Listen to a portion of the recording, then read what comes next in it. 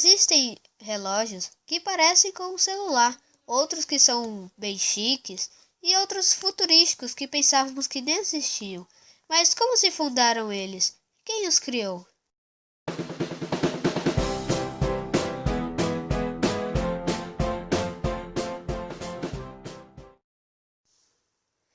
O relógio do Sol é o relógio mais antigo. Suas linhas indicam as horas por meio da sombra do Sol. O pai dos relógios do Sol é o famoso gnomon. De manhã a sombra está grande, de tarde fica em seu tamanho mínimo e bem depois do meio-dia estará alongada. É interessante ter um relógio, ou horológio, como se dizia antigamente no português antigo. É interessante ter um relógio do sol em um jardim, pois serve como decoração. Por volta de 1504, Peter Halley fabricou um novo relógio, o relógio de bolso. Ele tinha formato de ovo e muitas vezes era segurado por uma corrente. Ele foi inventado na cidade de Nuremberg. Era feito de ferro e corda. Foi em muitos países o acelerador para novas invenções e melhorias, para muitos outros aparelhos e principalmente na Europa.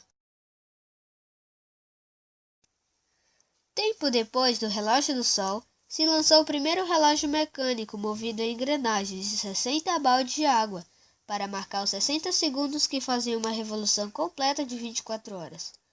Foi inventado em 725 d.C., por Ji Xing, provavelmente asiático. Os relógios de água, ou areia, eram usados pelos babilônicos e egípcios em cercanias do século XVI a.C. A história conta que apareceu na Judéia mais ou menos em 600 a.C. e são conhecidos como relógio de água, clepsidras e relógio de areia, ampulhetas.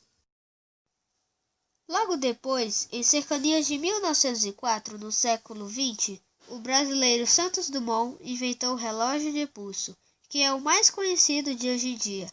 Ele o fabricou porque era aviador e tinha as mãos ocupadas nos controles do avião, e então o relógio de pulso era mais fácil que o relógio de bolso.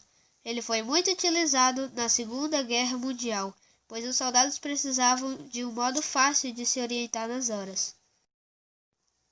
Hoje também existem os carrilhões de parede, digital, alarme e alguns outros, entre outros o relógio celular. E você, qual desses é o seu?